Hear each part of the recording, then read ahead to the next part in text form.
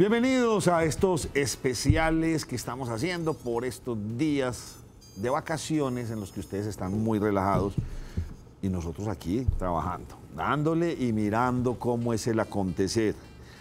Hoy tenemos un tema muy especial, le doy una cordial bienvenida a todos los de la mesa de trabajo, nos falta Lina Moreno, Duber, están en otras ocupaciones, pero tenemos tema bien interesante. Sí, ¿cómo van? Muy bien, divertido. Muy bien. Yo, cuando ellos entraron aquí, dije, traemos a los duros. Estos son los duros. Yo me dijo, ¿cómo así? No, nosotros no somos los duros. Don Eduardo Loaiza, gerente de Camacol, y José Fernando Villegas, director ejecutivo de la Cámara Colombiana de Infraestructura en Antioquia. Bienvenidos.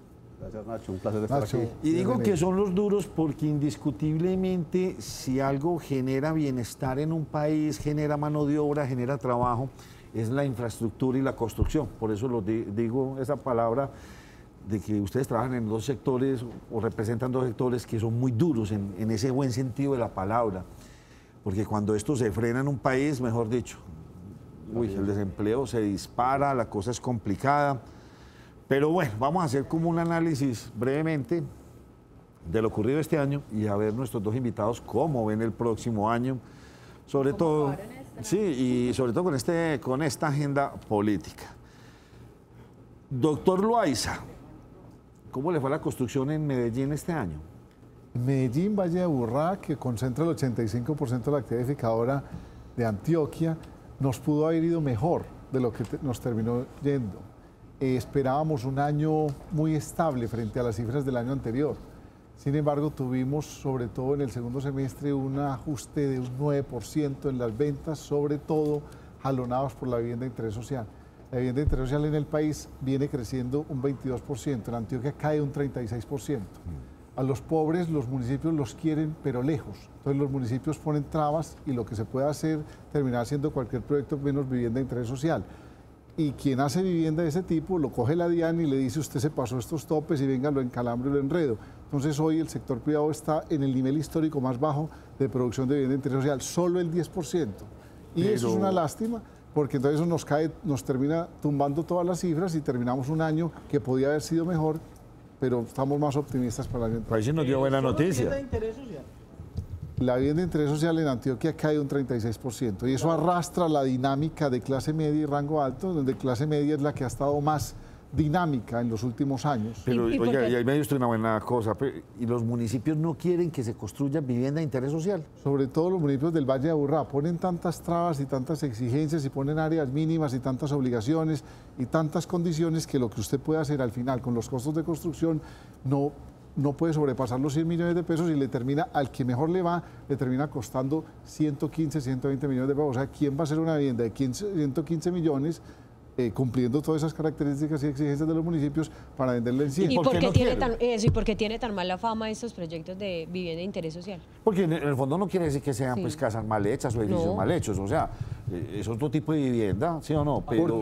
Porque los municipios tienen una teoría de queremos una vivienda más digna, o sea, mejores áreas, no de 45 metros, queremos de 60, 70 metros, queremos con más espacio público, queremos con más equipamientos, queremos con más cargas. Entonces le ponen esas cargas y matan la vivienda de interés social. ¿Cuáles son los municipios donde mayor se presenta de pronto ese rechazo al tema de vivienda de interés social? ¿Y qué porcentaje de esas viviendas se construye en la ciudad de Medellín o en el Valle de Aburrá y qué porcentaje los demás municipios? Básicamente en la mayoría de municipios del Valle de Aburrá. Medellín no tiene esa restricción, pero tiene otro tipo de restricciones por renovación urbana, porque faltan redes de servicios públicos para que la vivienda sea viable, porque hay que hacer muy a los extramuros en las afueras de la ciudad.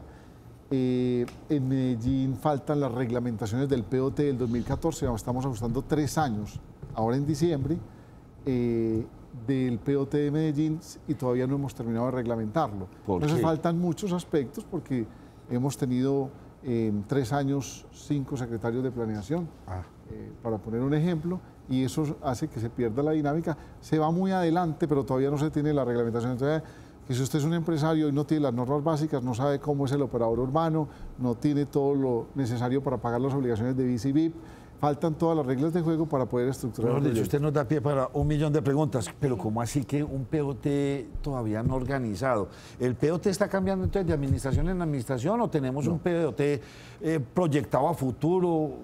¿Qué pasa? Me dejó usted frío con El eso. POT son las iniciales del Plan de Ordenamiento Territorial. Sí. Fue aprobado por el Consejo de la Ciudad en diciembre del 2014, pero hay que reglamentar muchos aspectos. Y en esa reglamentación las administraciones se toman años y hasta que no se reglamente es como si no se tuviera el POT. Me explico un par de ejemplos. Se crea un producto inmobiliario para el centro que es apartaestudios, Sí. en las zonas de influencia de los centros educativos.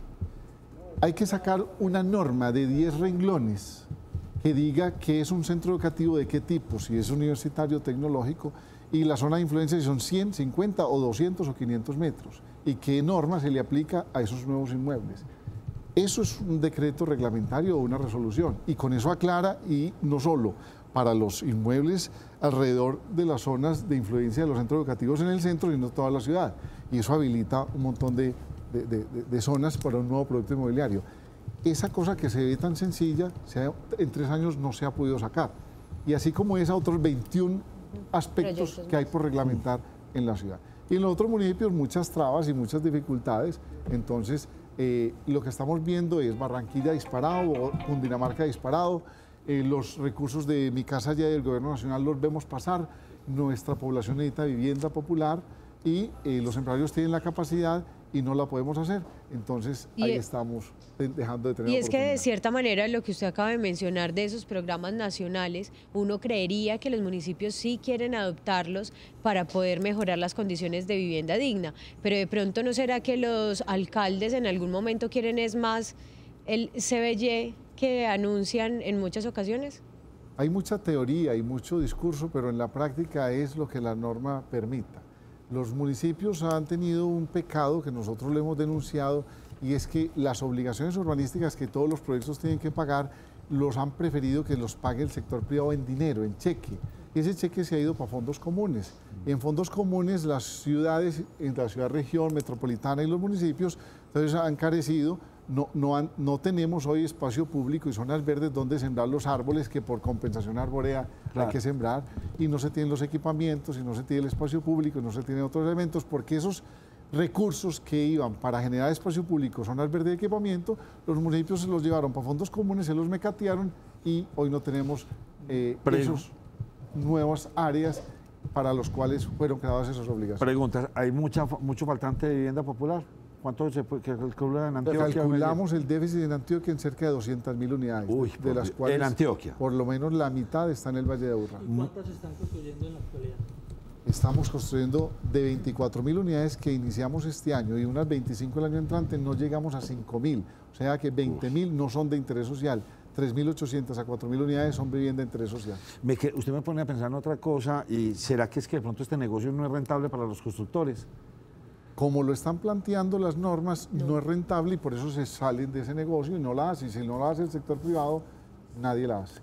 Entonces la gente resuelve el problema en las quebradas, debajo de los puentes, en zonas de invasión, resuelve el problema de su forma. Después nos toca llegar con empresas públicas, con redes, y todo nos cuesta más caro.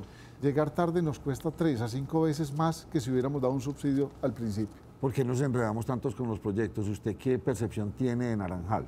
Aquí tuvimos a nuestros invitados, nos hablaron, y tranquilamente entonces esta reforma o esta transformación urbana se puede demorar 20, 30, 40 años y nos quedamos como sin entender. Naranjal es el primer plan de renovación urbana del país, definido en el año 99, con decreto en el 2000, y apenas ahora estamos en las primeras fases. Ahí el problema es, en la renovación urbana es esencial la vinculación de empresas públicas de Medellín. En las redes, sobre todo en las de acueducto y alcantarillado, las redes de Naranjal tienen un costo cercano a los 8.000 millones de pesos. Ahí tiene enredado ese tema a la EDU, porque si yo soy una empresa prestadora de servicios, debería buscar el esquema de invertir en redes pensando en que los nuevos usuarios van a abrir la llave y van a consumir, y yo voy a facturar. Mientras tengamos una actitud de exigir las redes y las conexiones de cuenta y de todo de costo del proyecto, volvemos inviables los proyectos, y ahí algo hemos trabajado con empresas públicas en la sensibilización y se están trabajando en algunos mecanismos para cambiar este modelo, porque seguir por el camino que vamos, la renovación urbana quedaría en el papel y trunca. Doctor Villaga, muchas gracias por habernos acompañado. Yo estaba aquí invitado, ¿no? Y vamos para ese otro tema. Este año, pues, vemos noticias como interesantes. Un Hidroituango funcionando en su cronograma, aunque tiene sus detractores, por ahí algunos dicen que no, la Cuano también, pero aparentemente la cosa va muy bien. Nuestro túnel de Oriente también avanzando a muy buen ritmo. Parece ser que no se va a enredar como estuvo aparentemente. El Toyo, dábamos unas noticias hace un tiempo donde como que sí, pero de pronto hay que volver a sacar todas las licencias ambientales y todo este enredo. Hablen un poco de esos tres aspectos para después meternos en vías, en las famosas 4G. Pues usted lo resumió muy bien. Hidroituango muy bien. Muy bien. En este momento pueden estar trabajando en forma directa entre 8.000 y 9.000 personas en Hidroituango. Uno tiene que ir allá para encontrar y ver la magnitud de las obras. Es una maravilla, además ver esa mano de obra de todas partes del país y de todas partes del mundo. No le puedo creer. Sí, y no solamente el hecho de tenerlos trabajando, y no la logística que hay detrás para poder... Es una ciudad completa. Es una ciudad completa que tiene que proveer de servicios básicos, de alimentación, de aseo, de servicios de salud. Toda la logística que hay asociada es una maravilla, es una obra que desafortunadamente queda bastante lejos y la gente no la aprecia. Pero quienes hemos tenido la oportunidad de ir allá, uno realmente es histórico. O sea, pocas veces, yo creo que en Colombia no va a haber una obra de ingeniería de esa magnitud.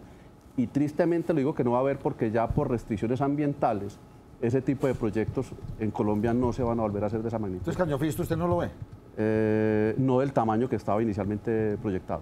Si nos pasamos al túnel de Oriente, va muy bien.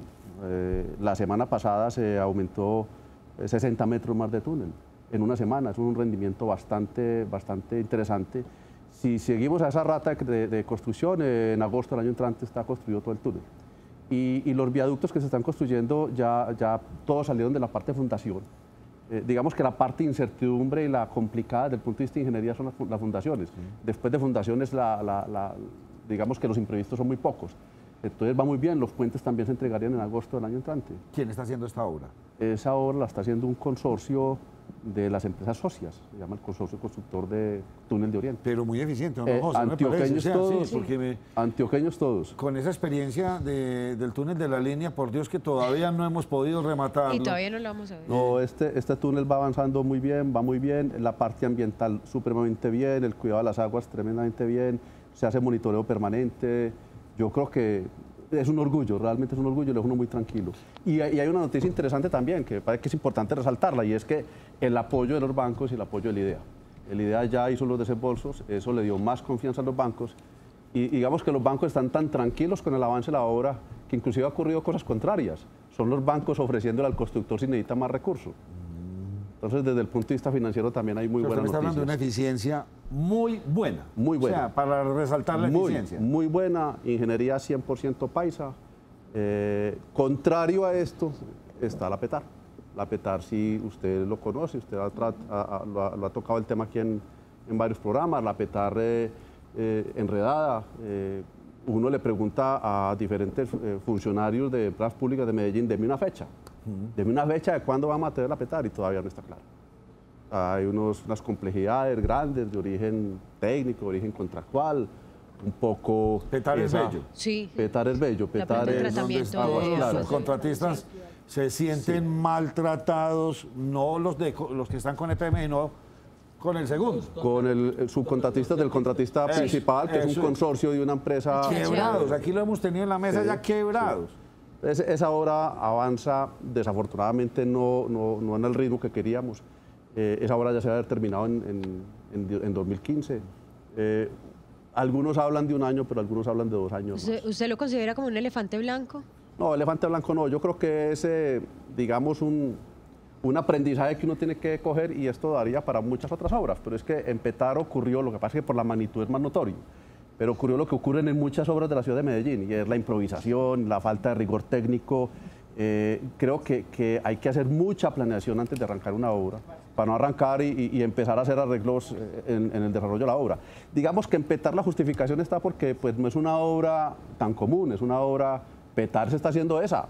Y cuando uno va a la Petar, pues a uno sí le dicen, hombre, ve, es que lo que aquí estamos colocando viene diseñado específicamente para es el tornillito específico para eso. Sí, eso tiene una complejidad y es una, digamos que es una forma de justificar algo, pero en ingeniería todo es así. ¿Y por qué pasan dos cosas como en simultánea? Ahora tenemos etapa B de Parques del Río, Sí. donde también un gran retraso, fallas del contratista, pues, o sea, dos cosas como en simultánea que de pronto no le ayudan a la imagen de EPM. Daría para otro programa, Nacho, y no quiero extenderme mucho, pero le voy a dar un poco, digamos, un avance de la posible respuesta muy resumida. Ve, nos ha faltado rigor técnico, nos ha faltado planeación. Yo creo que cuando uno mira el modelo de cómo se está contratando en Colombia, y la ciudad de Medellín no es la excepción, ni en Plaza Pública es la excepción, es que estamos siendo muy ligeros. Nosotros estamos rápido, arrancando con unos bosquejos, con unos planos que no son lo suficientemente profundos, y en el camino vamos arreglando las cargas. Eso resulta posiblemente en un excelente negocio para el contratista, pero en un pésimo negocio para la entidad contratante y por supuesto para el usuario. Cuando se habla del tema de contratación que usted menciona, de pronto nos hace falta más rigor técnico. ¿Qué es lo que está pasando? No se están entregando por parte de pronto de los entes públicos los proyectos como deben de ser, o por entregar de afán estamos entregando las cosas como de cualquier forma. Usted la otra vez me mencionaba el tema de los contratistas o el tema de las licitaciones públicas, perdón. ¿Estamos fallando de pronto en el modelo de licitación pública o en qué estamos fallando? No, sin duda, usted tiene muy buena memoria. El modelo es perverso. Yo aquí en el programa pasado dije, tenemos que sentarnos, o sea, esto crea callos, pero tenemos que sentarnos a revisarlo, porque es que así no podemos seguir. Definitivamente las cosas no están saliendo bien.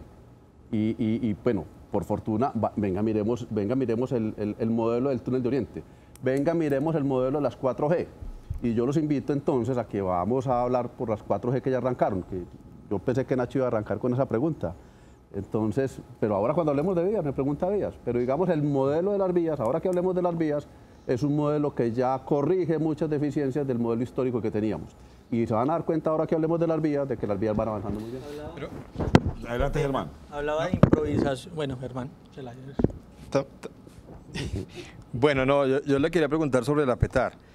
Hay una planta en San Fernando, la que ha existido siempre, Sí. y esta que es la otra para descontaminar el río Medellín.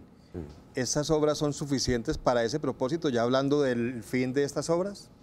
Pues digamos que no descontaminan todo el río y no lo vuelven pues con agua potable, pero digamos ni navegable, eso no tiene sentido.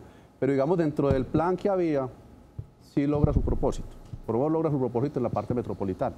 Ya habrá que seguir estudiando porque la ciudad sigue avanzando hacia el norte y ya lo que vaya del norte, de la Petar hacia el norte no va a tener tratamiento, pero va a aliviar tremendamente el tema de aguas servidas en el río Medellín. Doctor Villegas, usted hablaba de improvisación en la administración de Medellín. ¿Se refiere a esta administración, a las pasadas o a las pasadas y a esta? A las pasadas y a esta, pero es que no es una cosa estructural. O sea, yo he hablado con el alcalde Federico y el alcalde Federico alguna vez me decía, hombre, José, ayúdeme con algo. Ayúdeme para que al próximo alcalde no le pase lo que me pasa a mí. Es que yo llego y no encuentro obras. Y cuando empiezo me paso 2 años tratando de estructurar unas obras y yo en 2 años que me quedan faltando no alcanzo a sacar la licitación. Y ese es un problema estructural grande que tenemos. O sea, la discusión es que alguien de ustedes sabe o le han mostrado en este programa el Medellín del 2050. No. Ni el 2030. No, es que ni el 2019, por Dios. Es entonces, que una falta de planeación impresionante, no sabemos para dónde vamos. No sabemos. Entonces, Es de dígame, acuerdo al ritmo de cada administración. Y si estoy enamorado de una obra, la No. copio y la sigo, si no, no. Nacho, peor. Cuando llega una administración, desconoce todo lo bueno que se ha hecho en la anterior administración. Entonces, usted me está mostrando el problema del Parque Vías del Río. Y yo no puedo, el túnel de Oriente, es que el contrato del túnel de Oriente lleva 20 años. Cada que llegaba un gobernador lo tumbaba. Y entonces, no puede ser. Y nadie me puede mostrar a mí el Medellín del 2030. No existe. Desde el punto de vista de planeación urbana o de infraestructura no existe. A uno le sacan y los programas que le sacan para poder manejar la movilidad son de aquí a 6 meses o a 1 año, a 2 años. Pero aquí no hay programas serios al 2030 para poder mover.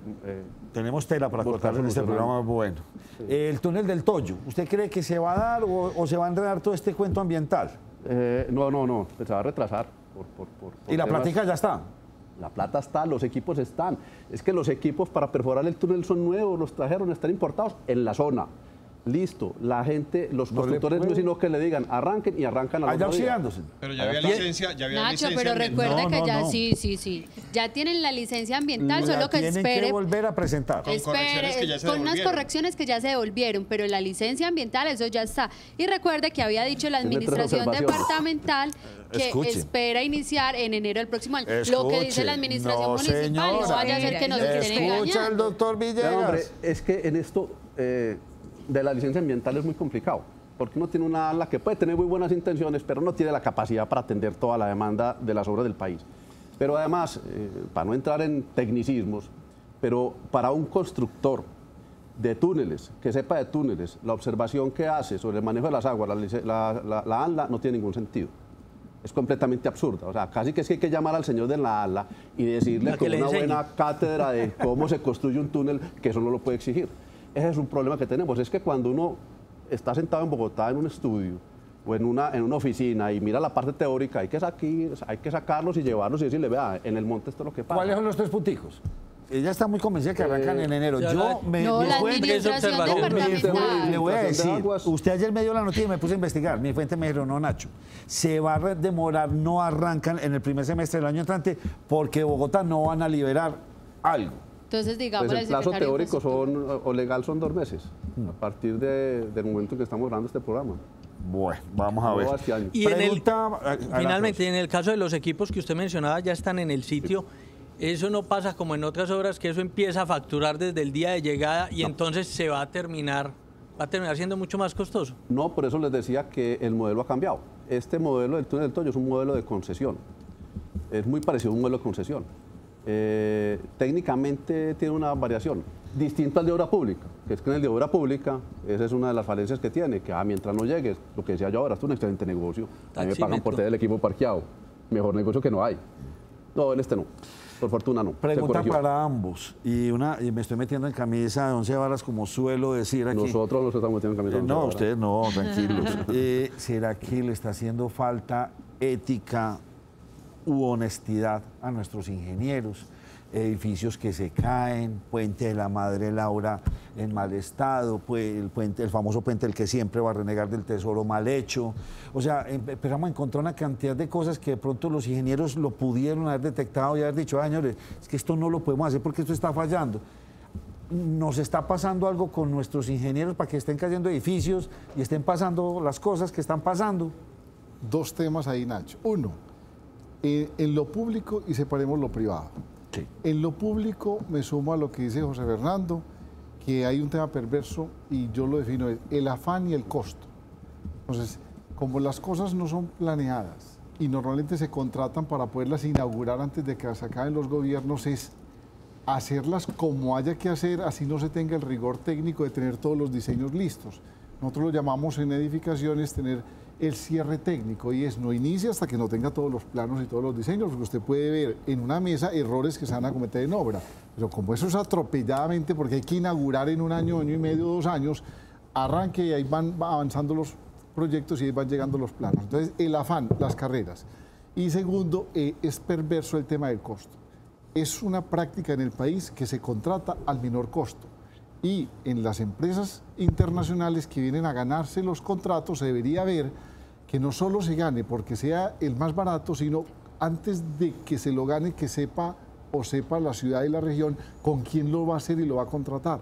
Porque a su vez entonces si se lo gana al menor costo y por fuera del promedio, tiene que apretar a los proveedores y contratistas y ahí es donde quiebra como empetar a muchos otros. O sea que el problema de recálculo, o sea, hagamos, y, no, tranquilo, vamos recalculando y ahí vamos solucionando, y no, tranquilo, y cuando es público, no, ahí vienen las adiciones presupuestales, tranquilo que esto hay que hacerlo porque esto no se puede dejar. O sea que el tema es más ético que de conocimiento, o al contrario. Es muy de administración, ahí faltan criterios de administrar mejor y con más planificación y con más claridad, con más criterio, con más objetividad, con más reglas de juego, con más transparencia, con más objetividad. Quedarse con el que proponga o haga la propuesta más barata a veces es perjudicial, según lo que le entiendo. Lo más barato normalmente es lo más caro, porque si usted contrata al más barato y no al que más garantías le dé, al que mejor le dé sostenimiento o mantenimiento. Garantías. El que no le ponga los productos, sino no importa que yo contrate aquí más barato, que en 5 años en la otra administración le toque reponer o reparar o volver a hacer eso es muy triste. ¿Y lo que está pasando en esas administraciones qué?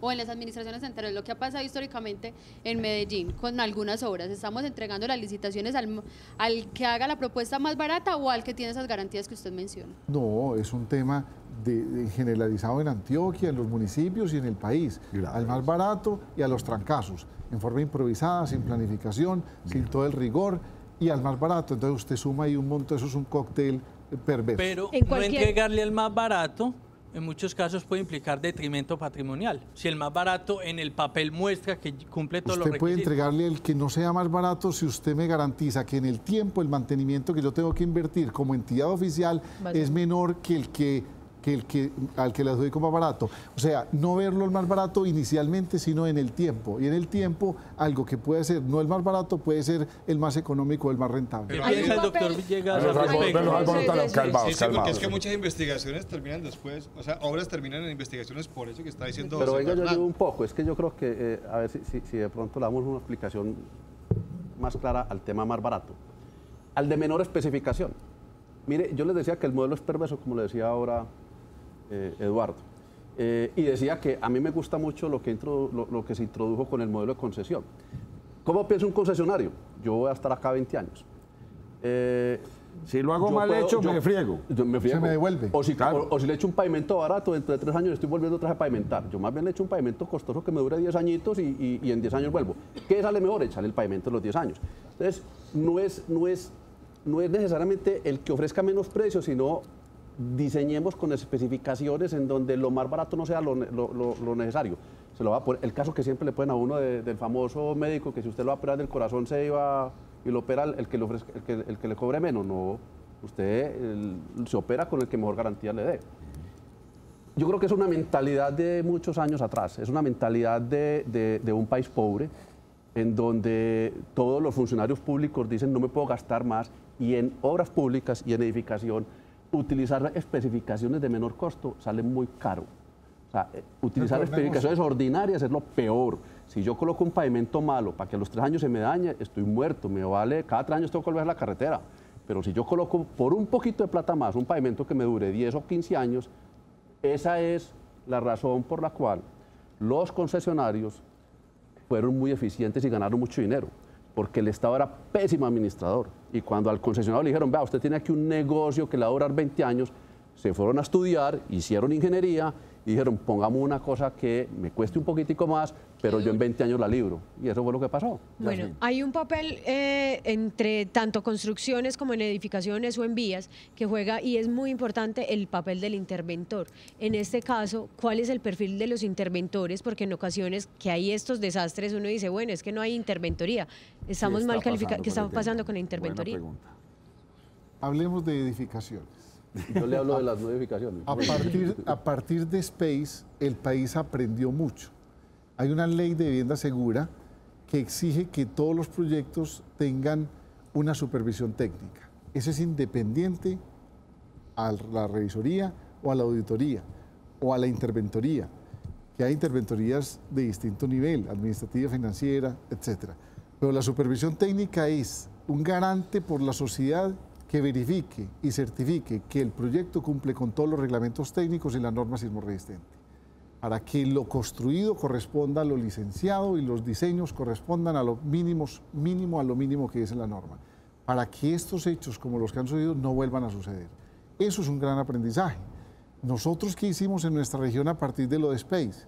Antes de que la ley lo volviera obligatorio, sugerimos como una práctica recomendada a los empresarios, y más del 80% en el primer año lo acogió. Eso explica en parte que después de Space, el año siguiente ha sido el año de mayores ventas de vivienda en Antioquia, récord. ¿Por qué recuperamos la confianza tan rápido? Porque los empresarios, cite a los compradores, muéstrale los equipos técnicos, muéstrale el rigor, muéstrale el cierre jurídico, financiero, el cierre de ventas, muéstrale que los recursos se manejan con fiducias, muéstrale quiénes hacen los cierres técnicos de los diseños, muéstrale que estamos trabajando con BIM y con muchas otras tecnologías.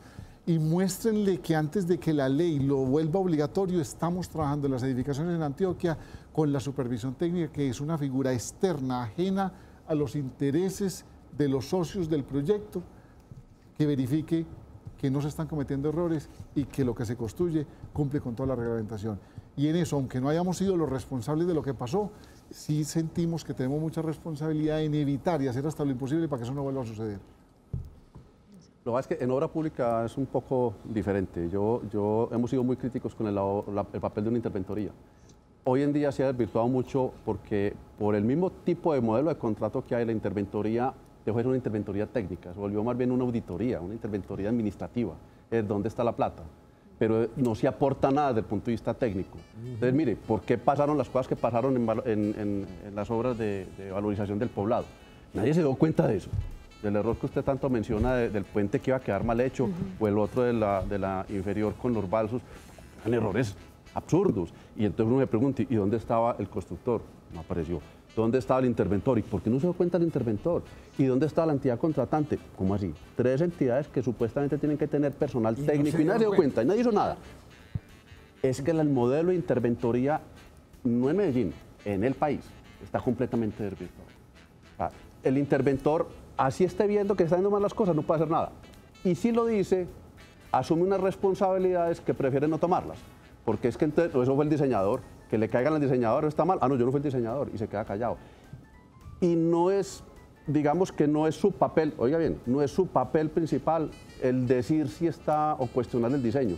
Su papel es mirar que el contrato administrativamente se cumple y se pague al contratista lo que es. Es un tema administrativo, es un tema casi que de auditoría económica, pero interventoría desde el punto de vista de aporte técnico no está haciendo nada. Como en resumen, antes de irnos a esta pausa, me queda lo siguiente, don José Fernando. Llegó el momento de que todas estas empresas, tanto públicas como privadas, se miren hacia su interior. Revisemos esa ética, esa responsabilidad que tenemos, que no sea todo por cumplir, ganarme la platica y chao, pues, o sea, porque grave, me queda como ese mensaje de ustedes y pienso que es un trabajo que deben hacer ambas partes y lo tenemos que hacer rápidamente. Una breve pausa porque el tema es bastante largo.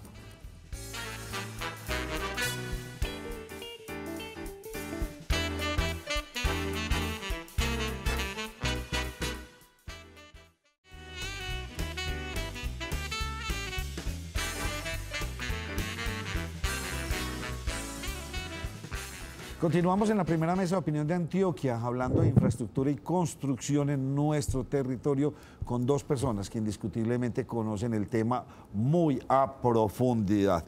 El doctor Eduardo Loaiza, él es el gerente de Camacol, y José Fernando Villegas es el director ejecutivo de la Cámara Colombiana de Infraestructura en Antioquia.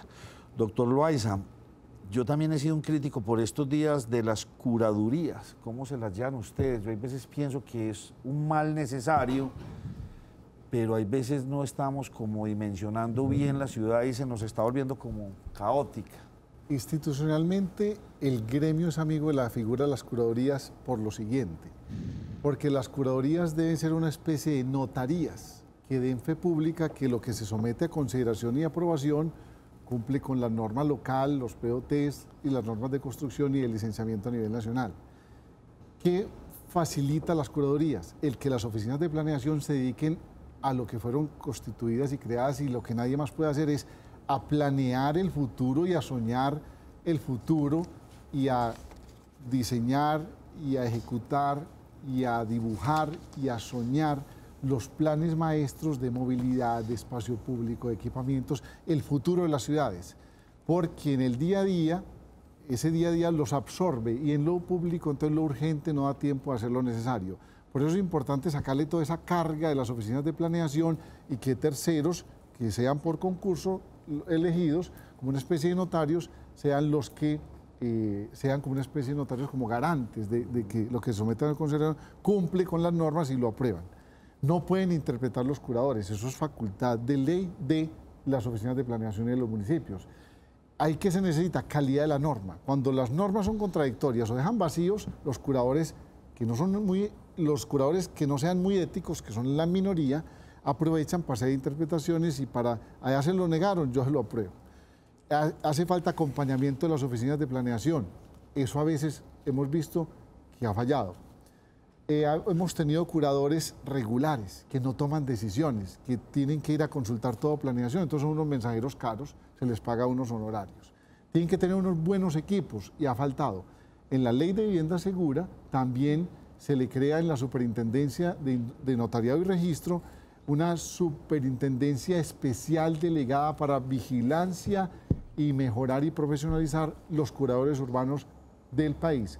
La ley crea también una figura de unas veedurías ciudadanas que acompañen a las curadurías y que identifiquen aspectos en donde se puede mejorar. Ha habido fallas individuales y puntuales de algunos curadores, pero la figura en general es buena y es más conveniente porque libera de tiempo y le quita toda esa carga a los municipios para que se dediquen a planear. Bueno, sin duda, ahorita cuando empezamos el programa se mencionaba el tema de generación de empleo y demás, que viene con todo el tema de la construcción, pero ¿cómo está la ciudad de Medellín y cómo está el departamento de Antioquia en el tema de obras? Porque si hay obras, probablemente va a haber empleo y tienen trabajo una cantidad de personas. ¿Cómo está la ciudad? Yo usted lo recuerdo que me mencionaba con el tema de la transformación del centro, que decía qué vamos a hacer, si se va a hacer o no un edificio, cómo estamos en temas de vías en el departamento de Antioquia con todo lo que propone el gobernador. Y, o sea, ¿cómo estamos? ¿Cómo nos fue en este año? ¿Y cómo lo usted proyectado ahora en este 2018? Que se supone que empieza ejecución. La construcción de edificaciones tiene dos componentes. Vivienda es el 70%, de edificaciones no residenciales un 30%. La construcción, como es de mercado del sector privado, depende de dos factores fundamentales, uno o tres, confianza. Y este año hubo en el país una desconfianza país. Y eso hizo que mucha gente aplazara las decisiones de compra, de inversión y de préstamo, así tuviera con qué hacerlo. Segundo, tuvimos un menor crecimiento de la economía y de ejecución de obra pública, y el 80% del PIB del país es el consumo interno. Entonces, una menor dinámica económica, menores ventas. Y tercero, ha habido inestabilidad jurídica e inestabilidad en cambio de reglas de juego, y eso espanta los constructores de unos tipos de proyectos. La edificación no residencial, comercio, oficina, bodegas, hoteles y otros usos, hemos tenido dinámica en comercio, dinámica en oficinas, quedamos muy bien atendidos en oficinas, o sea, para el año entrante, oficinas debe bajar la oferta, ya quedamos muy bien atendidos. Comercio hemos tenido remodelaciones, segundas etapas, y comercio en áreas donde antes no teníamos centros comerciales, debe bajar un poquito. Debemos tener el año entrante más construcción de área institucional, colegios y edificaciones públicas. No me metió una que me importa más mucho. De bodegas. Esa, bodegas. No hay bodegas de las bodegas. No hay bodegas. Por donde no hay, si todos los otros sectores económicos no están bien y se están quejando y están teniendo menos ventas, aplazan las decisiones. Pero no hay una superconstrucción de bodegas. O sea, yo veo por todos los lados. ¿O hace falta? No, hacen falta bodegas. No le puedo para la dinámica que se viene del país. Con este tema del puerto, que en noviembre estuvimos, incluso José Fernando por la CCI y nosotros por Camacol Antioquia, con el gobernador de Antioquia en el acta de intención y el memorando de entendimiento del puerto de Urabá. Ahí se va a generar una ciudadela en menos de 10 años de 600.000 a 1 millón de habitantes. Ahí se genera una relocalización industrial del Valle de Aburrá, que muchas empresas les preguntamos, ¿usted de qué depende? ¿Hasta cuándo va a estar? En los corredores de infraestructura, para exportaciones, para atender el mercado nacional de 30 millones de metros cuadrados, etcétera. Y ya va a haber una relocalización industrial, vamos a necesitar muchas bodegas y vamos a liberar mucho espacio para la renovación urbana. Doctor Loaiza, usted nos habla de desconfianza país. ¿Esa desconfianza país no se extiende en un año electoral el primer semestre? No. Nosotros vivimos la mitad del año, la mitad del tiempo en Colombia en elecciones. Cuando no hay elecciones de Congreso y hay elecciones de presidente, normalmente primera y segunda vueltas, ahí van 3 elecciones. Elecciones de alcalde, de ediles, de concejales, de diputados. O sea, el 50% del tiempo en el país vivimos en elecciones. Nosotros cogemos los años de hay elecciones y hay mundial y no pasa nada en ventas de construcción. El mes del mundial, si participa Colombia, sí espantan en las salas de ventas, pero la gente aumentan las de televisores, aumentan las de televisores, pero esas ventas se caen en junio, julio, pero se acumulan antes o después. No, la gente que va a comprar no deja de comprar antes. Arranco con esta pregunta con usted y ahí tengo que pasar acá. Metro cuadrado, 250.000, 300.000 pesos en Llano Grande. Se dice, una empresa muy importante de aviación piensa traer toda su operación para acá, fuera que Avianca ya la trajo, hay otra, creo que es LAN o no sé cuál es, piensan traer toda su operación. Mi pregunta es, ¿está preparado el Valle de San Nicolás para todo esto que se le avecina? Y por eso lo quiero conectar a usted porque el túnel termina ahí. ¿Y qué pasa con el resto de las vías que me dicen los de pavimentar y los de la concesión de ahí? Me dicen, no nos podemos hacerlo ya y el gobierno no nos deja. Primero, metro cuadrado, 150, 300 mil pesos. ¿Burbuja? No, burbuja no hay. ¿Cuándo hay burbuja? Cuando los precios no corresponden a la realidad o no tiene una explicación técnica de los costos. No hay. Cuando la oferta es superior a la demanda, exageradamente, o sea, se atiende un mercado exageradamente. Me explico. España tuvo burbuja cuando hacía 800.000 viviendas para una población similar a Colombia, de 44 millones de habitantes. Nosotros hacíamos 150.000 y ellos 800.000. Desproporcionado. O sea, 4 veces lo que se necesitaba. Y burbuja hay cuando el mercado es de especuladores, compran para revender, pero no para arrendar ni para vivir en ello. Y el 80% de las personas que compran inmuebles de distinto uso a vivienda y en vivienda es para usarlo para vivir. Río Negro del Oriente no está hoy apto con las condiciones para lo que se viene, pero se está preparando por varias razones. Una, anteriormente los alcaldes trabajaban en forma aislada, individual, unas islas y unas ruedas sueltas. Hoy están trabajando más en equipo, están trabajando con proyectos que les sirvan a la subregión. Están pensando si trabajan en provincia o en área metropolitana, eso no lo veíamos antes. Los proyectos ya van más allá, son supramunicipales muchos de ellos. Tercero, tenemos plan maestro del aeropuerto de Río Negro, ya se sabe qué fajas no se pueden usar y qué fajas se pueden ya liberar.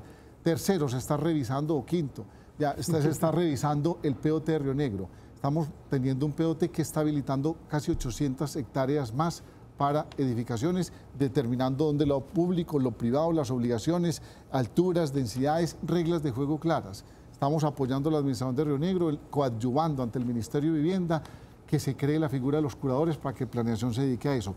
Río Negro está haciendo un tren aéreo para movilidad. Río Negro definió el plan maestro que tenía un atraso de más de 10 años. El Oriente tiene ya un plan de 30 obras viales, y José Fernando lo explicará ahora con detalle, con prioridades y esquemas de financiación. El Oriente recibe la mitad de los 300.000 millones de pesos que consiguió la gobernación porque aquí estaba la sede de Isagen por esa venta, invertidos en infraestructura. EPM acaba de comprar aguas de Río Negro, EP Río, para hacer inversiones de cercanas a 300.000 millones de pesos. O sea que el tema vial, infraestructura, servicios públicos va a quedar resuelto en los próximos años. Vamos a tener no solo el túnel, sino vamos a tener una APP que va desde Sancho Panza, en el Alto, en Indiana, hasta el aeropuerto en 10 minutos, 9.5 kilómetros, 80 kilómetros por hora de especificaciones.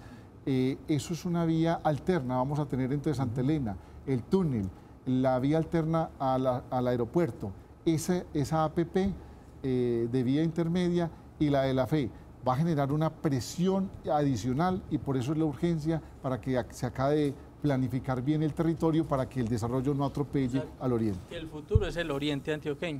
Así compre apartamentico allá. El Oriente, Urabá, suroeste, occidente. Bueno, doctor Villegas, llegó la hora del desquite suyo. Entonces, primero, hábleme un poquitico. ¿Usted ve que de Vimed y todo esto se puede desarrollar toda esa infraestructura allá en Llano Grande, en el Oriente cercano? Porque es que son muchos municipios. Usted dice, o sea, Guarne, Marinilla, El Santuario, La Ceja, Río Negro, La Unión. 23 o 25. O sea, es una cantidad de municipios. ¿Se va o no se va? Hombre, venga, le cuento una cosa para que nos ubiquemos un poco ahora en magnitudes. Acaba de terminar el plan maestro de la segunda pista del aeropuerto de Río Negro. Sí.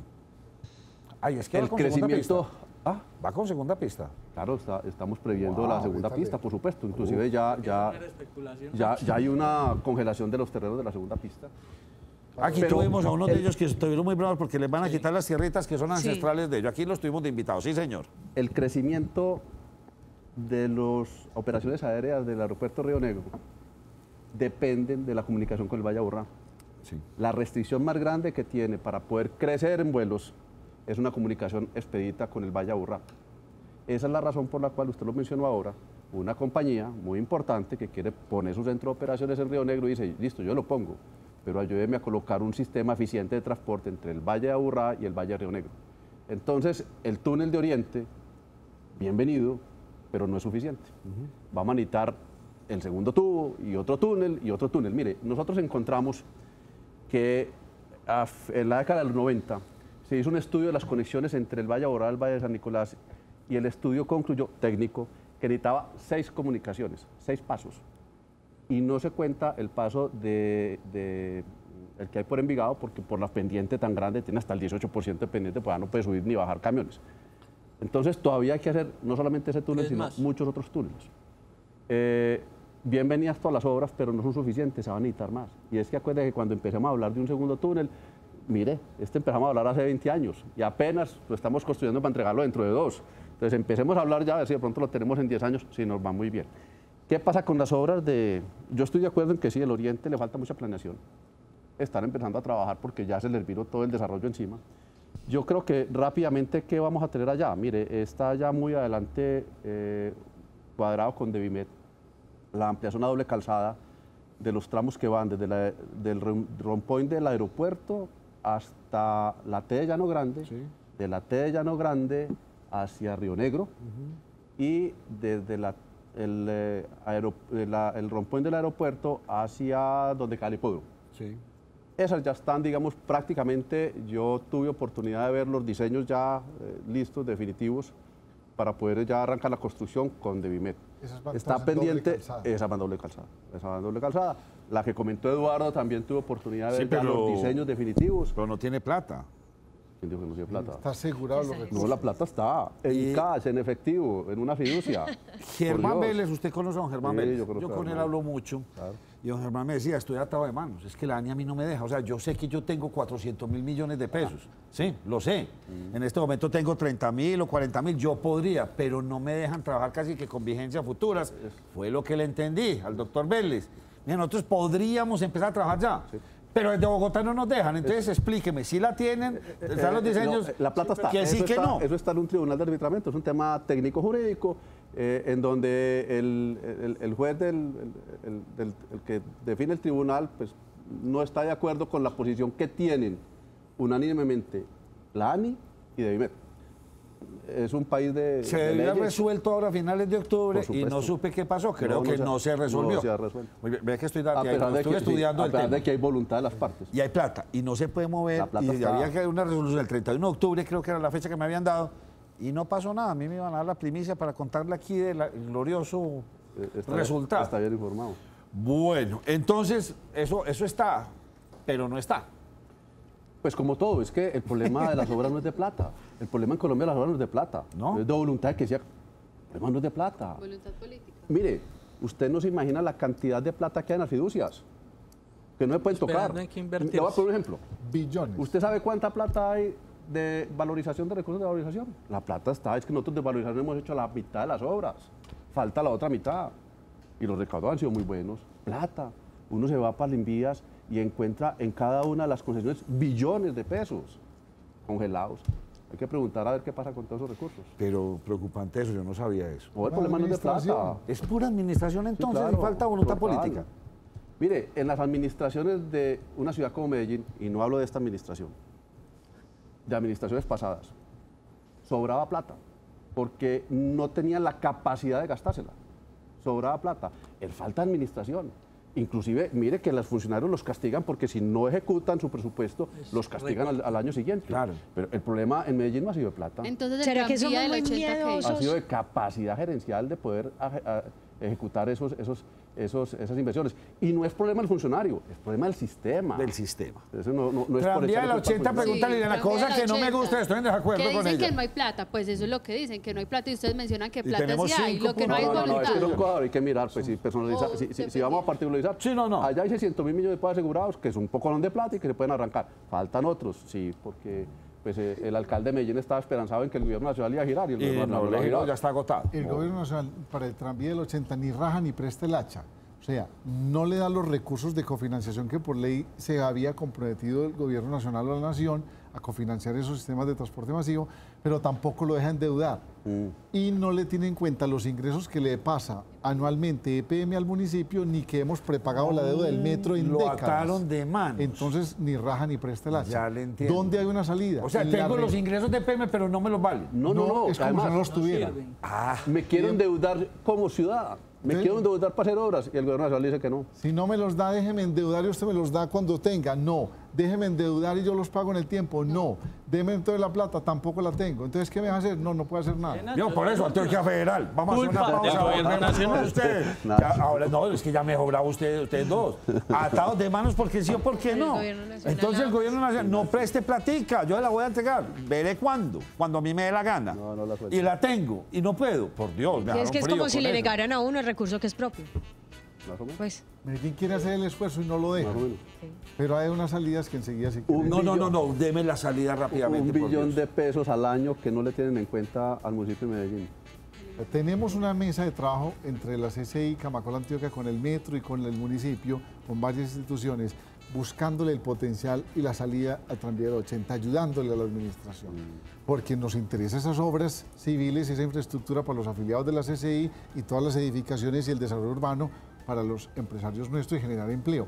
Un empleo que hoy generamos entre el sector de infraestructura y edificaciones, 128.000 empleos, pues tenemos capacidad de llegar el año entrante para 150.000.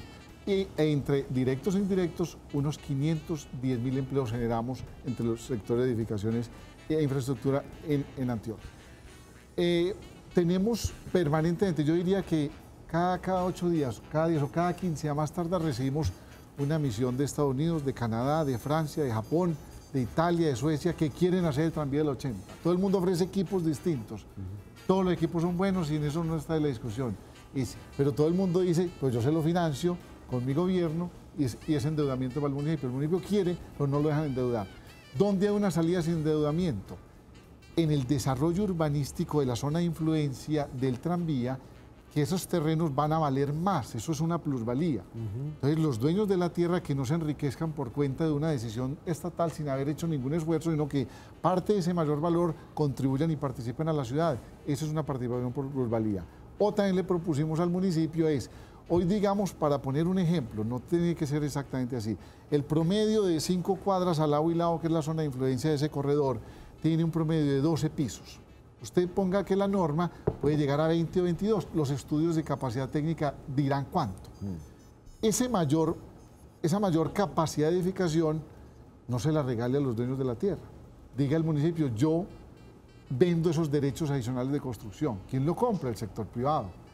Y con esos derechos que vende el municipio forma un fondo que vía APPs más los 600.000 millones y otros recursos de obligaciones podríamos estar ya hablando con qué tener financiados una o dos de parte de todas las fases. Esa no me gustó. En eso estamos trabajando.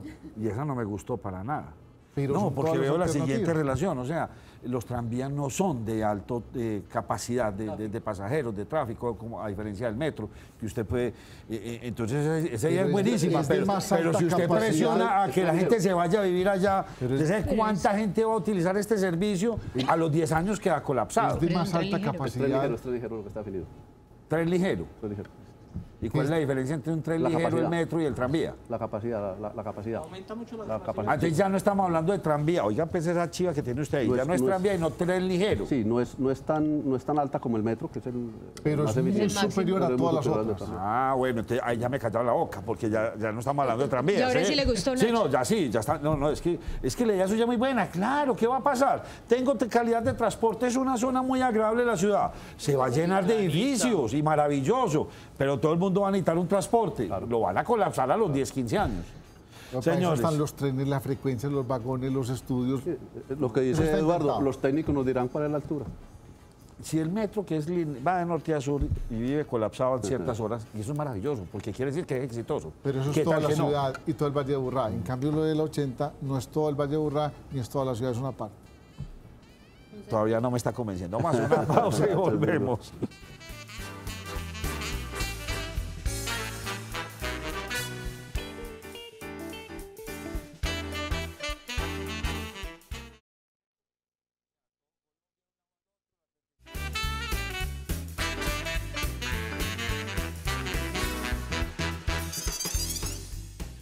Bueno, aquí nos tienen con tanta información, nuestros invitados nos han entregado, pero bastante información y bien interesante.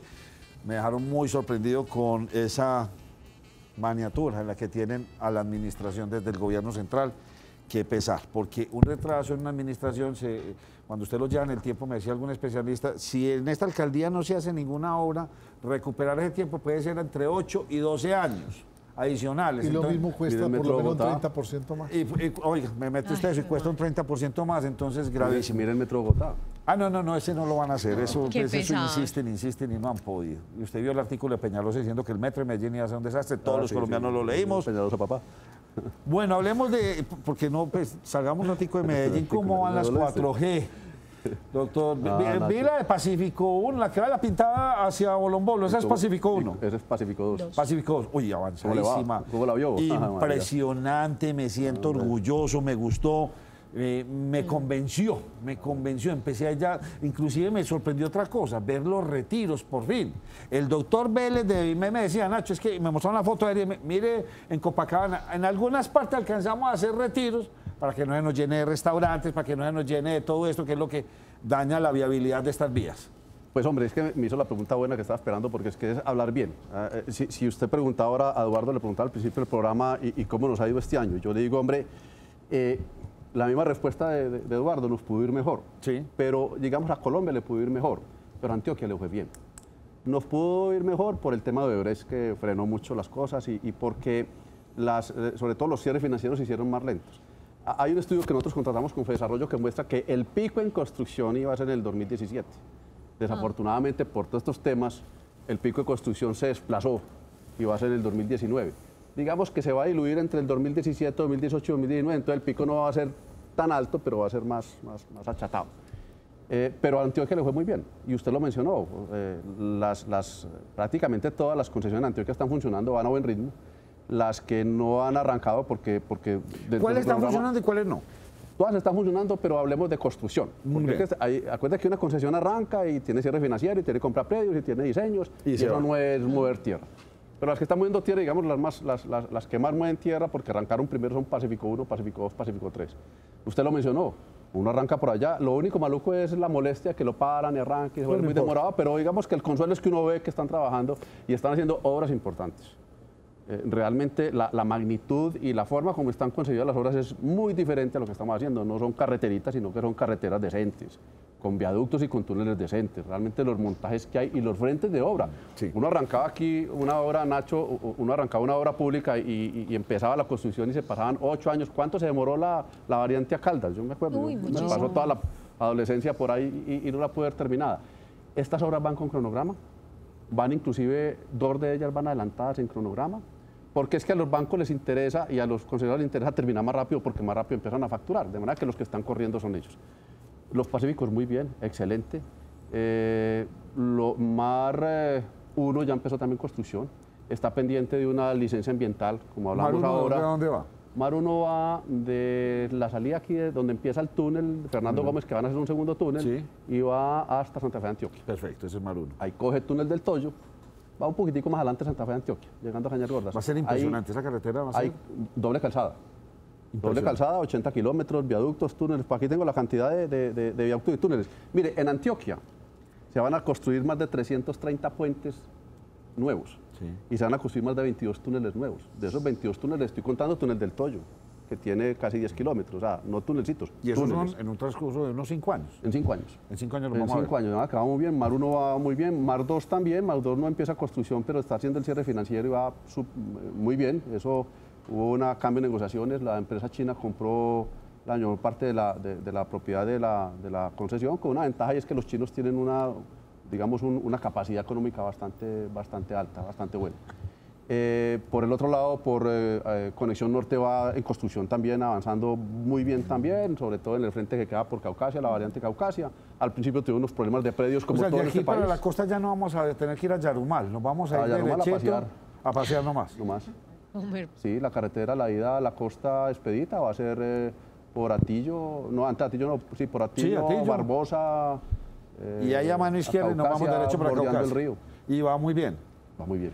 A usted no le voy a decir en dónde no lo quieren. ¿En dónde? Y me han llamado a decirme, cuando lo tenga ya, regáñelo. Porque es que unas cosas son buenas, pero afectan a otros. No, los cafeteros están muy preocupados, no están encontrando, porque la mano de obra se está yendo. ¿Por qué la mano de obra prefiere trabajar en este tipo de obras? Sí. Sí, pagan mejor por lo que le explicaba ahora, porque es que tienen la presión de terminar muy rápido. Aquí la presión, el modelo de contrato, que siempre he hablado yo de las cosas buenas que tiene el modelo de contrato, es que aquí es corriendo. Si usted no corre y no termina rápido, perdió plata. que es un modelo completamente distinto. Yo les decía que en obra pública, entre más se demore, más plata ganan. Aquí no. Eso es lo que me gusta del modelo. Porque el otro es por cosecha. Sí. Ah, sí, claro. No, unas temporadas más largas. me contratan a trabajar 2, 3 años y yo ahí me muevo. Ya con la moto yo puedo vivir en Marinilla y venir a trabajar aquí a Con Medellín. mejores ingresos y con todas las garantías. Mire, nosotros terminamos un estudio. El sector más formal que hay en Colombia es el sector de la infraestructura y tiene su explicación. Porque es que nuestro cliente es el Estado. Lo primero que tenemos es cumplir la norma. Entonces se cumple a rajatabla. Mire, casi la cobertura, el pago de prestaciones sociales es en el 100% de la gente. El más del 90% de contratos son contratos a término indefinido. El ingreso mínimo es por encima de $1 millón. Súper bien. O sea, que eso no lo tiene ningún otro sector. Muy bien pago. Nacho, yo le quiero preguntar por 2 proyectos que han estado de pronto muy presentes, pero también muy olvidados. Y es el Plan Estratégico de Antioquia al 2032 tiene diferentes modelos grandes. Entre ellos incluyen a Puerto Antioquia en Urabá. ¿Cómo va ese proyecto? Pues mire, Ahí estuvieron ustedes dos, ahí vi las fotos, sí. usted las publicó, muy bonito. Sí, sí, estuvimos el mes pasado. no es tan caro. Estuvimos el mes pasado en la firma de un convenio en donde 600 millones, ¿no? Ah, ya. Bueno, yo arranqué en 350 millones, siempre subió. Eso ayuda para la economía. Pero mire, este es un proyecto de $600 millones que fue posible o está siendo posible en 3 años. Yo creo que aquí resaltar mucho el compromiso del Departamento de Antioquia, de la Gobernación de Antioquia, del IDEA. Yo supe, por ejemplo, que los bancos y una de las condiciones que puso una de las compañías francesas que es socia del proyecto era que tuviera vinculación de la institucionalidad, de los bananeros y de la Gobernación de Antioquia, y se logró. Eso ya se logró, de manera que el mensaje es clarísimo. Aquí hay una inversión directa de los franceses de $300 millones, de los franceses solamente. De manera que uno ya sí ve, y esto es importante también que la opinión lo entienda. El hecho de que se haya firmado ya un acuerdo y que se esté creando la sociedad no quiere decir que las obras empiecen mañana. Hay un plan muy ambicioso, ojalá se cumpla, que en el 2020 esté funcionando el puerto. Estos contratos grandes tienen sus inconvenientes, pero que se arrancó, se arrancó. Bueno, y hay otro que es el plan de navegabilidad del río Magdalena. Ese sí es un tema muy triste, porque es que ese está con Odebrecht y ese es un tema que está muy enredado. Muy enredado. Yo, si usted me pregunta a mí, yo no veo que esté funcionando en los próximos años. Ese tema jurídicamente queda muy enredado. Dejemos de descansar a Villegas un momentico y vámonos con Loaiza. Loaiza, ¿qué pasó con Meritas? ¿Eso sabes enredar, no sabes enredar? Eso es un tema de inseguridad jurídica. Pero, un inversionista... hombre, es que estaban los bancos grandes, ahí no estaban 2 pelagatos haciendo todo, revisaron todos los papeles. Hombre, un inversionista hace el estudio de títulos a más de 20, 23, 25 años, le pide a la fiscalía conceptos, todo aparece bien, se vinculan los bancos y después, en mitad del proyecto, dice la fiscalía, ahí sí había un enredo. Eso es una inseguridad jurídica que es mortal. Y ahí no hay nada que hacer, eso está...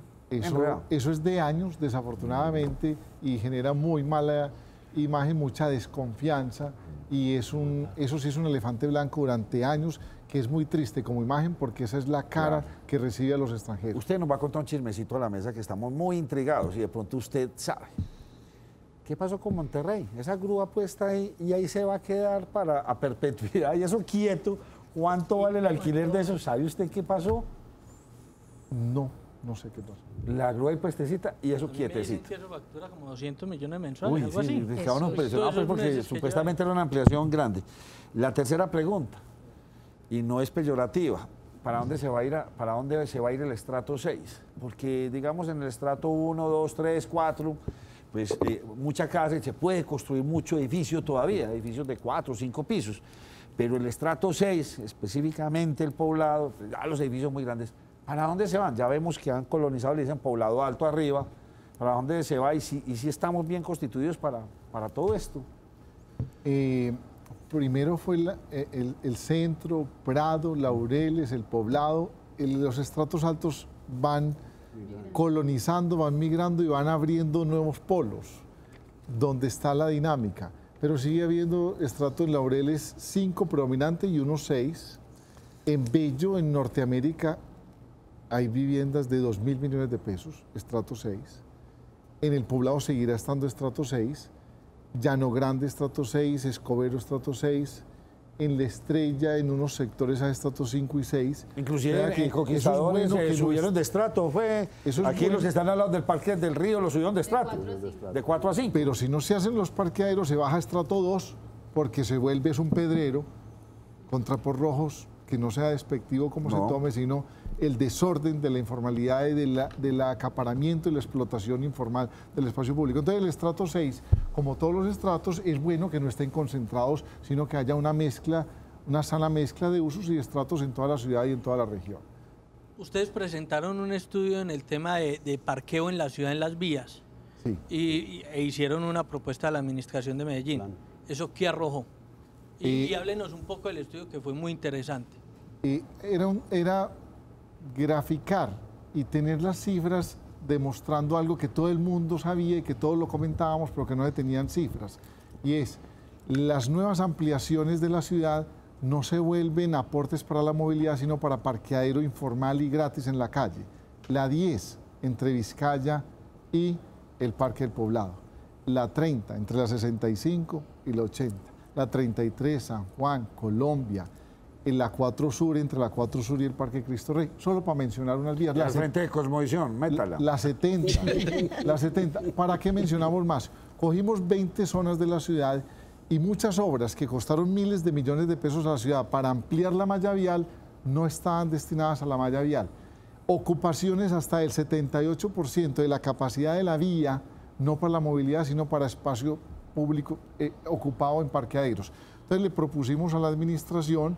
El alcalde estuvo muy receptivo y animado desde el principio y se convirtió en una iniciativa de proyecto de acuerdo que quedó aprobado en el Estatuto Tributario, o sea que a partir de este próximo año, del 2018, vamos a ver un estímulo de 10 años en impuesto de construcción, de impuesto de industria y comercio e impuesto predial para los parqueaderos en altura, o semisótano o sótano, preferiblemente ojalá sótano con espacio público y baterías de baños públicos encima, con parqueaderos enterrados alrededor de las estaciones de todo el sistema de transporte masivo, no solo del metro, sino de todo el sistema, o sea, alrededor de cerca de 75, 78 estaciones. Eso me impactó a mí de Champs-Élysées. O sea, Champs-Élysées, la avenida, por debajo todo es parqueaderos. Todo es parqueaderos. Y usted entra y, oiga, y limpio, y en bonito, Buenos Aires, y en México, y en Londres, y en Barcelona, eso está inventado en el mundo. Sí. Entonces usted levanta la vía, acomoda las redes, abre el hueco, acomoda en espina de pescado en varias formas los carros. Usted entra el carro acá, le dan el tiquete, paga ya al salir y sigue en la vía. Y se le carga el mantenimiento de la parte superior. Eso es una figura de APP o sea, pero eso es casi concesiones. que entrarse a la dimensión desconocida en cuanto a lo que ustedes decían ahora, las redes y todo lo que tiene. Hay la otra ciudad subterránea. Sentarse a abrir aquí es un riesgo. Los carros los escondemos, pero el que quiere usar el carro paga por él. Y ese costo ayuda al mantenimiento. Sí, pero lo que no sabemos es lo que hay debajo de la tierra en Medellín. Ese es el problema. No, O sea, abrir es muy costoso. En la ciudad tenemos una ventaja que más o menos, a diferencia de otras ciudades del país, incluso capitales sin mencionarlas, aquí Más o menos se sabe. Se tiene más o menos certeza sobre dónde están y cómo están las redes y todo ese sistema de redes está incorporado, eso facilita. Pero se han hablado acerca de incentivos precisamente para promover la construcción de ¿Se ha parqueaderos. logrado? Es que apenas el acuerdo lleva Nada. 20 días, de los cuales por Navidad serán hábiles 10, 12. Entonces, a partir del próximo año van a haber parqueaderos generados a partir de este incentivo que van a ayudar a la movilidad de la ciudad. Parques del Río Etapa ya está terminado, los arbolitos están creciendo. Sí generó buen impacto en la ciudad. ¿Ustedes qué opinión tienen de esto? Usted ha ido a Parques del Río. Sí. Yo no conozco el primero que ha ido a Parques del Río y hable mal de él. No, yo no voy a hablar mal de él. Lo mismo que no nunca voy a conozco. hablar mal de las pirámides, Todo toda el- la vida me gustaron y no ya me las tumbaron, pero Parques del Río me parece espectacular. Todo el que va queda sorprendido de Es una obra de esa clase obra. mundial. Le da nivel a la ciudad, ayuda en la movilidad, pero genera espacio Y público. lleva la mitad, falta la otra mitad. Espere que esté la otra mitad. No, según José lleva el 10% y no vamos a Pues hacer de el todo el resto. proyecto. Oiga, pero yo le quería hacer un comentario. Cuente. Las últimas líneas del metro de Barcelona están a 60 metros, precisamente para evitar los problemas con las redes. ¿Cómo así Simplemente bajan más, ya no hay redes. La tecnología ya está. Y entonces los últimos tramos los están haciendo a profundidades mayores para no tener interferencia con la red de servicios Claro, baje un públicos. poquito más, la misma tierra tiene que remover para el mismo la huequito. tecnología ya Listo, está. solamente baja un Aprovecha. poco más. No le quitemos miedo, no tengamos miedo a eso. Entonces, ¿a ustedes les gusta Parques del Río? A mí me encanta va a Parques del funcionar, Río. va a ser maravilloso. A mí me encanta Parques del Río. Eso, además, Parques del Río no hay que verlo solamente como esta etapa, es que esta es una primerísima etapa de Parques del Río. Mire, Parques del Río, cuando uno lo mira en su conjunto, le marca el norte al desarrollo urbano de la ciudad de Medellín. Ese es el futuro de la ciudad de Medellín. Ahí la vamos a organizar.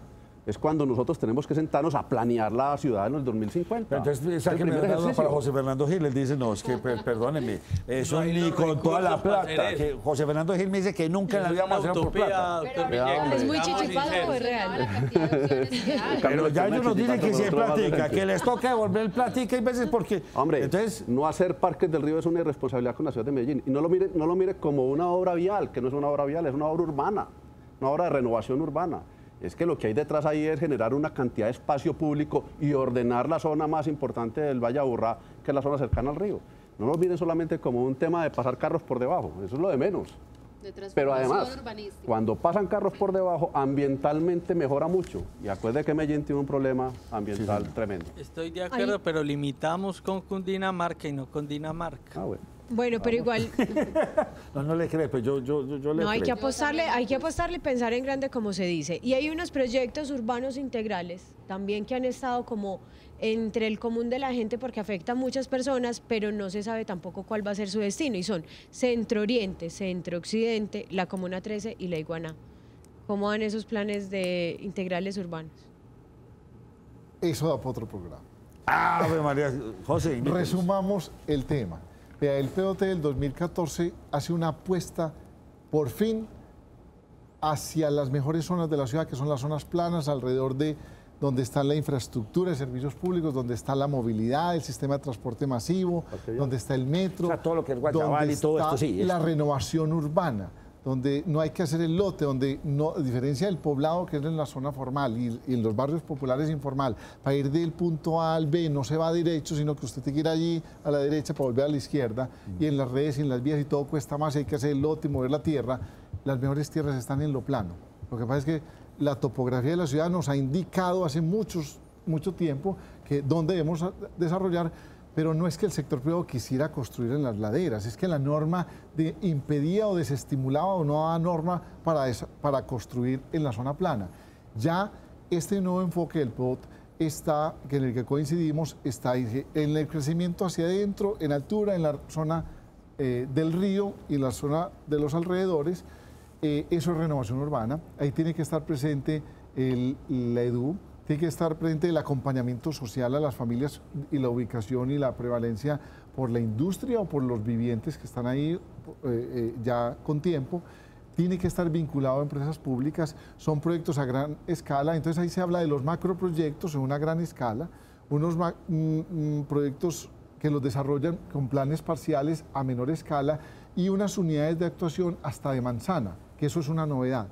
Eso es importante porque entonces yo no tengo como promotor que hacer lo que me pasaba antes, que si iba a arrancar en la renovación urbana tenía que hablar y poner de acuerdo a 150 propietarios, sino que puedo poner de acuerdo a 5 o 6 y con eso arranco. Entonces hay una apuesta importante. Parte del macroproyecto del centro es el centro de la ciudad y el centro, digamos, va como entre el Pablo Tobón y el río, entre la 33 y el Jardín Botánico. En el plan del centro de la Alcaldía de Medellín, que es un plan muy bien concebido, hay una inversión inicial no solo de árboles y arbolización de 15.000 millones, sino unos 270.000 millones de pesos en espacio público, en cierre de vías vehiculares a peatonales, etcétera, y eso puede generar una dinámica de 1 billón de pesos en proyectos del sector privado, que en la medida que tengamos las reglas de juego claras y se abrió una ventanilla especial para quienes deseen hacer desarrollos en el centro, venga, los atendemos y los acompañamos para que eso sea realidad. Porque si no le damos vida con gente y vivienda al centro, pues a las 6 de la tarde se muere el centro y entonces se vuelve un atracadero. La idea es que la gente viva y sea una zona de prestigio, también con estímulos y con incentivos. Y unas 2 cifras para terminar lo del centro. En el centro hay cerca de 17 centros educativos de nivel técnico, tecnológico y superior, más de 40.000 estudiantes que viven en el centro en el día, pero van a dormir en la noche. Quisieran vivir y dormir allá. Ahí hay oportunidades para parte estudios y viviendas para arriendo para estudiantes. Lo estamos trabajando. Y hay 310.000 personas que trabajan en el centro, pero solamente 112.000 viven. hay cerca de 200.000 personas que ya conocen el centro, están familiarizados con el centro, trabajan en el centro pero no viven en el centro. Hay oportunidades para revivir vivienda en el centro. La mitad de los 300.000 trabajan en el hueco. Qué cosa tan impresionante. Qué gente Sí, que y nos trabaja quedó allá. ahí. Oiga, sabe que usted ya me dejó pensando. Me gusta la pregunta de Yasmine, me gusta su respuesta, pero usted me dejó pensando. Porque es que realmente tal vez no lo han pintado, no lo han mostrado ese Medellín al 2030 o al 2050. O sea, hay un montón de ideas que usted las habla y las cuenta, las conoce muy bien, pero como que no tenemos el librito que nos lo muestren, uy, para acá vamos, o sea, qué bueno llevar eso para que realmente sí sea la brújula. Vamos a hacer una última pausa y entramos ya a hacer conclusiones.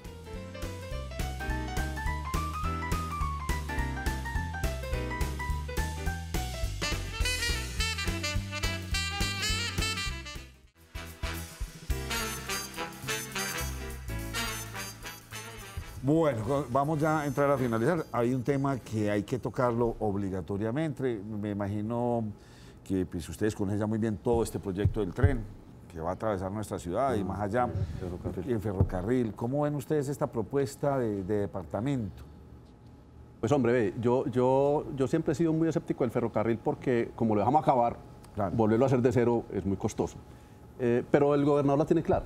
El gobernador sabe que para que eso funcione y económicamente le interese al privado, él tiene que poner plata. Y la tiene clara y está poniendo plata. Es que al principio, digamos que los gobernadores y los alcaldes, cuando salieron las APPs, pensaban que la APP era, el privado pone la plata. Y resulta que las APPs no todas dan con 100% recurso privado. Hay que apalancarlo con plata del gobierno. Si revivir el tren se puede en alguna parte de Colombia, es este. Porque es que tiene la condición de que tiene una buena parte de infraestructura del metro que se puede utilizar. Porque es que tiene ya la costumbre de unos pasajeros que simplemente se complementan con el metro existente.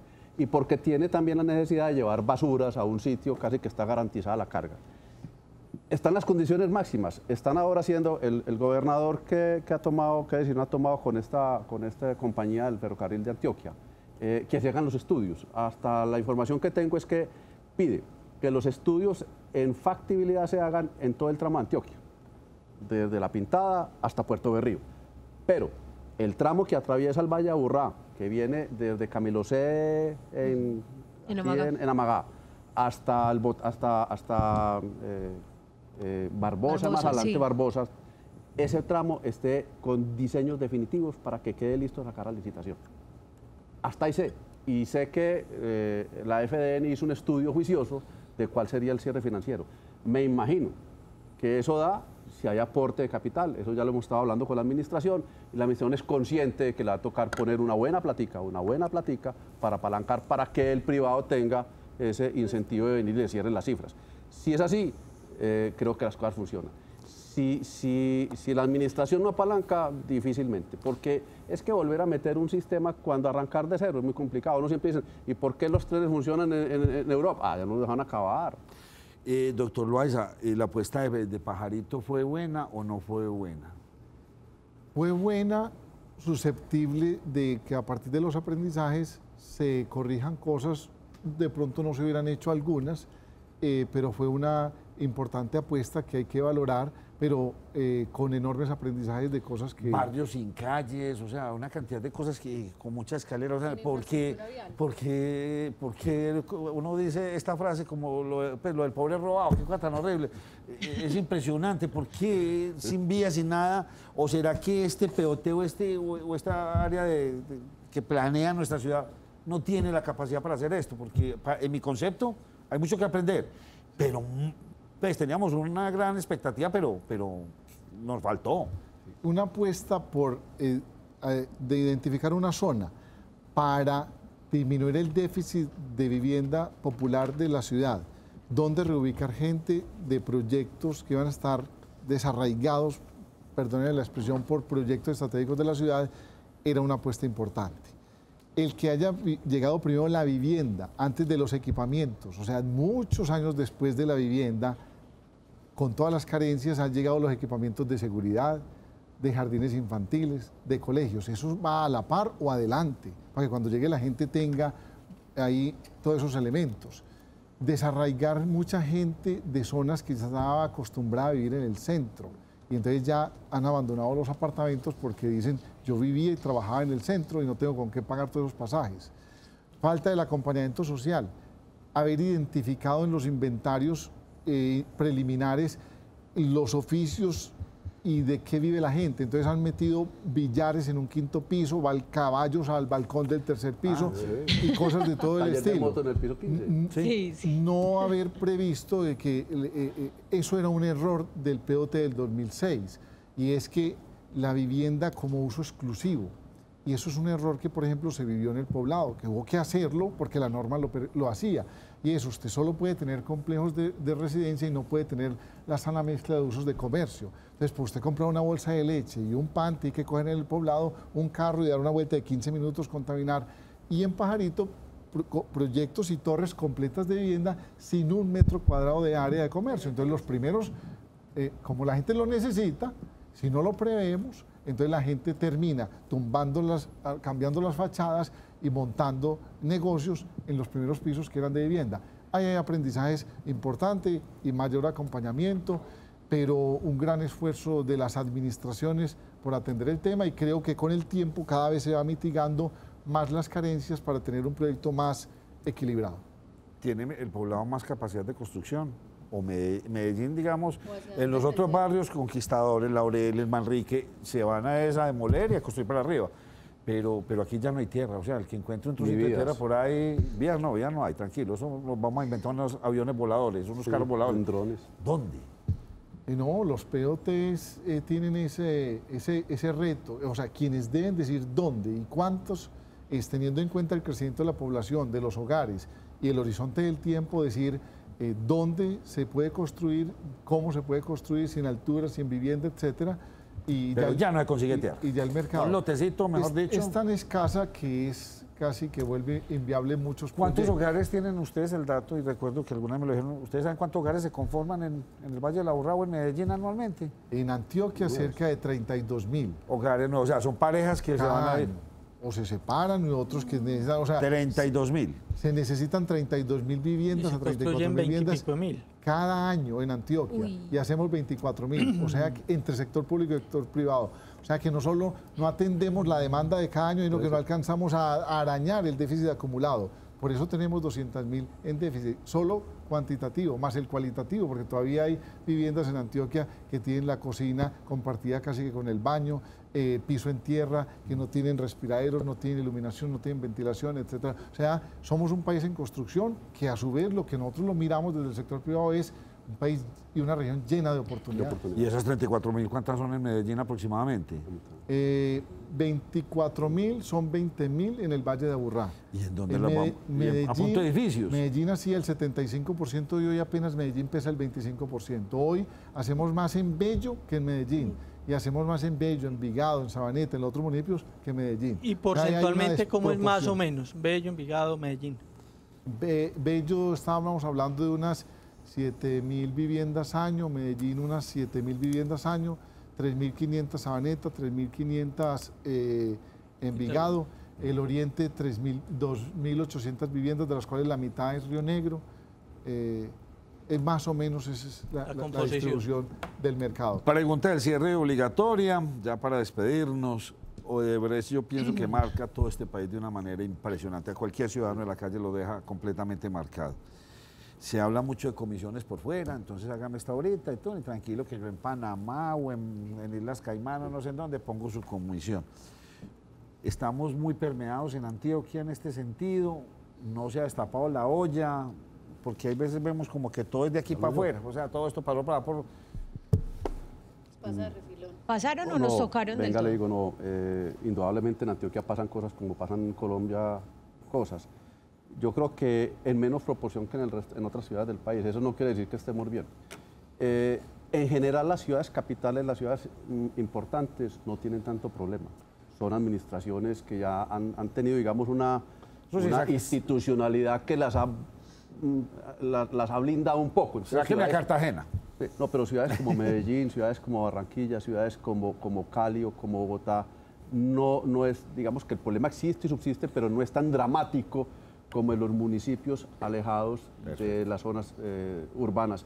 Mire, Es como si existiera como una fórmula donde diga que la corrupción es inversamente proporcional a la distancia. En la medida en que los municipios se alejan de los centros urbanos hay más corrupción. Cuando uno empieza a mirar la corrupción que hay en los municipios pequeños de Colombia, eso es aterradora, aterradora. Y Antioquia no es la excepción. Y cuando uno empieza a estudiar los municipios de Antioquia en el tema de contratación de obra pública, a medida que se alejan del Valle de Aburrá, olvídese, olvídese. O sea, hay algo rescatable. Es más, le voy a contar un fenómeno. Nosotros hacemos un seguimiento de la contratación en todo el Valle de Aburrá. Y le damos una calificación a los que nos dejan más tranquilos, y una muy buena a los que nos dejan más tranquilos, y una no tan buena a los que no nos dejan tan tranquilos. ¿Quiénes ocupan los últimos lugares? Los municipios de Bello, Envigado, Itagüí, Sabaneta. Cuando usted empieza a alejarse, y si hiciéramos seguimiento a los municipios que siguen así en distancia, cada vez da una calificación más mala. Es evidente, cuando uno llega a los municipios, por ejemplo, el Bajo Cauca es aterrador, el nordeste, aterrador, suroeste, también aterrador. Caldas. ¿Qué tal? De manera que existe una Está dolida con su casa Claro. consistorial. No, Esto y es una además- preocupante dolida. relación inversa a la distancia. Me dan ustedes cierta alegría porque veo que de pronto este año que se avecina 2018, y ya lo dejo con su pregunta, ustedes son optimistas, o sea, ven buena generación de trabajo. Sí. Nos dejó usted tranquilo con su comentario, pues es que elecciones hay cada año, pues por la cuaresma, como diría mi mamá, ¿sí o no? Y no se caen las ventas. Vea, el sector nosotros Y hicimos entonces, el ¿por qué son tan inventario. llorones los constructores? Uno habla con todos y usted y yo somos amigos de muchos. Y lloran porque decía, pues no, este año esto tan horrible.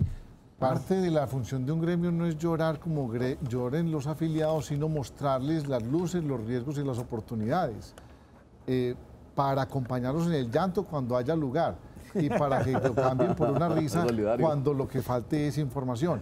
Nosotros hicimos el inventario de qué va a mover la construcción el año pasado entre infraestructura, obras civiles de los municipios, los proyectos 17 del área metropolitana con los municipios de Caldas, Envigado, Sabaneta, el puente de Pilsen, el intercambio de Mallorca, la 77 Sur, Las Vegas, la Regional Norte. Vienen muchas obras.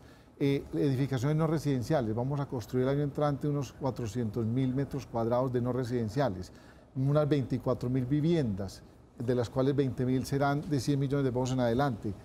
Todo eso va a mover el año entrante cerca de 15 billones de pesos, 14.6 billones de pesos. Y no déjenme robarles 30 segundos para hacerme una pregunta y contestarle a la gente la pregunta. ¿Es buen momento para invertir en el sector? Sí.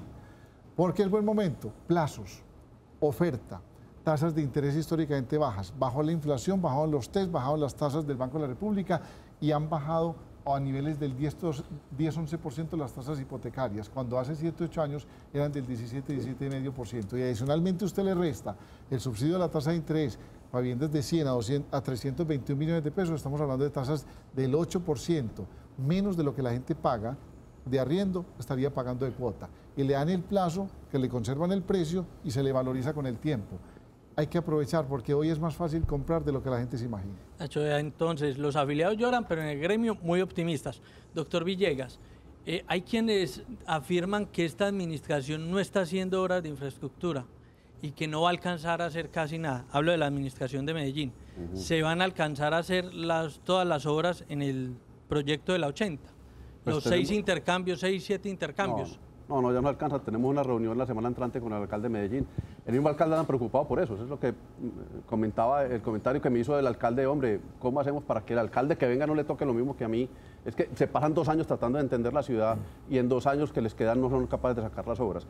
Desafortunadamente, el tema de obra pública en el municipio de Medellín está demorado, está retrasado. Creo que se han perdido unas oportunidades importantes. Creo que por querer hacer bien la tarea se han enredado un poco.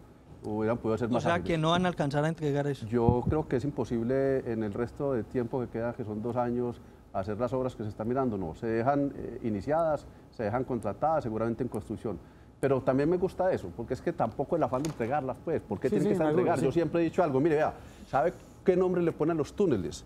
Nunca al que lo inauguró, al que lo pensó, o al que lo inició, al que puso la primera piedra, Al que lo o nunca entregó. al que lo entregó y lo terminó. Entonces yo siempre he dicho, hombre, lo importante es arrancarlo.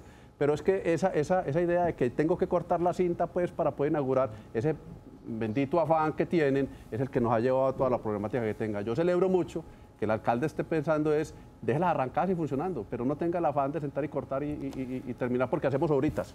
Ellos son los que más conocen de este tema.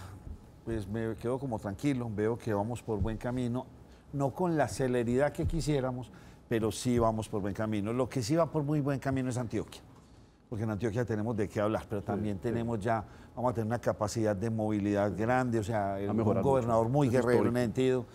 Ya va a sacar la licitación Marinilla, el Peñol, va a hacer una cantidad de cosas, está haciendo una cantidad de vías en las veredas, en todas partes, o sea, vías terceras, muy agresivo todo esto. Entonces vamos a tener una Antioquia en unos, ¿qué? 4 o 5 años. Muy diferente. Muy diferente. Muy diferente, muy diferente. Qué bueno, le va a ayudar a los campesinos, movilidad de productos, del agro. Qué bueno, ir a Caucasia, ya no tener que ir a Coveñas y no poder ir al Urabá y que se desarrolle todo eso ya como una zona turística. Más nivel de desarrollo a las regiones y a los municipios y no todos quede concentrado en Medellín y el Valle de Aburrá. Y espera el crecimiento aéreo, porque usted lo dijo, si de pronto viene aquí una empresa importante, se espera que genere 20.000 empleos directos. No, por Dios, yo no sé dónde va a dormir toda esa gente. Yo le preguntaba aquí al doctor Loaiza, estamos listos, progreso, edificios, apartamentos. Sí, pero aquí hemos tenido una sección del municipio de Río Negro y los vemos ya trabajando en equipo. Muy razón. Sí. O sea, de pronto hay un rocecito entre Marinilla y Río Negro por el liderazgo. No es nada frente a cómo se trabajaba en forma aislada antes y ahora se ha avanzado mucho y eso le conviene a la región. La metodología de la Señores, que tengan un muy próspero 2018. Gracias, Nacho. A ustedes, a sus agremiados, a su gente, con todos los que ustedes trabajan. Y el interés es que nos vaya bien, qué rico mirar las cosas positivas, pensemos positivo, a ver si nos sigue yendo positivo. Ustedes que descansen, a todos los de la mesa, muchas gracias. Y aquí los tendremos el año entrante. Estuvo buena la dupla, ¿sí o no? Estuvo buena. No le tiramos tan duro. Los dos se automotivan para contar muchas cosas. Muy bien, que descansen.